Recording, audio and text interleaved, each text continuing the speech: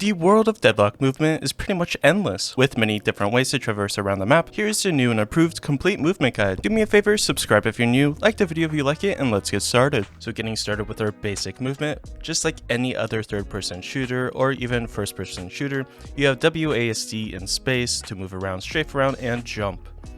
But if you didn't already know, while moving forward and pressing shift, you dash. Again, pressing forward, dash. You can dash backwards, dash to the side, dash to the right, and you have these stamina bars that tell you how many times you can dash or how many times you can perform a double jump, things like that.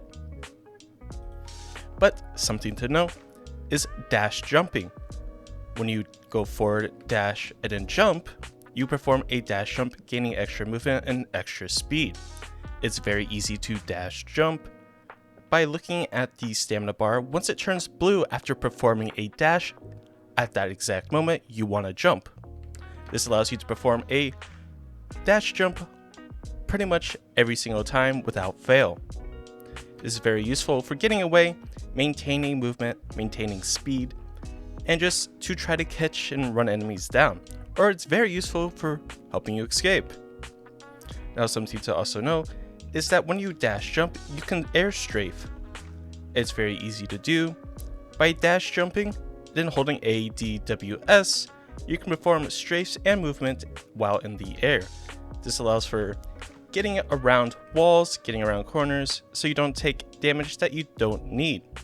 This is easily performed by having this wall here, dash jumping, and then strafing around. There you can see you easily strafe around. Just like many games like TF2, CSGO, or any other game that has some type of fluid movement motion that's evolved with the mechanics of the game.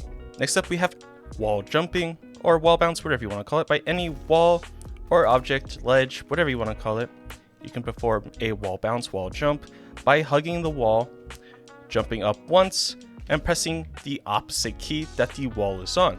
So for instance, I'm facing this way, the wall is towards my A key, so I want to jump and then press D. This allows me to do a wall bounce, and I save stamina. As you can see, no stamina bars used for performing a wall bounce. This is extremely useful for trying to get away, trying to use whatever stamina you have, and just makes it a whole lot more fun to move around the map. You can get to areas that maybe you had to waste, stamina on before, and allows you to gain more height on enemies that maybe they're not expecting. Now when it comes to Ziplines, something to know is that when you jump on it, it completely resets your jump, your air dash, whatever you want to call it, and it gives you back 1 stamina. You can jump back on, jump off, double jump back on. Pretty self-explanatory. It resets everything so you can perform various tasks while moving around the map quite fluidly. Now, as you can see, when I jump down and I land, it stops all of my momentum.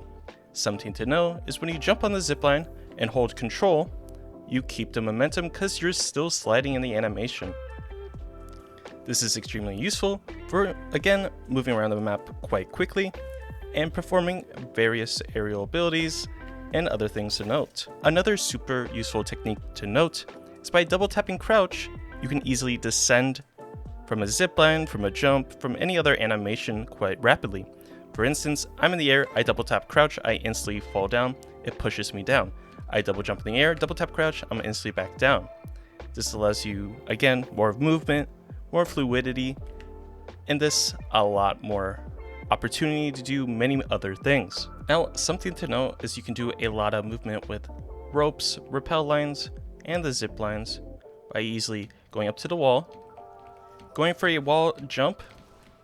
As you can see, you can go up, you can bounce off the walls while ziplining or rappelling, whatever you want to call it. And this, again, allows for a lot more movement.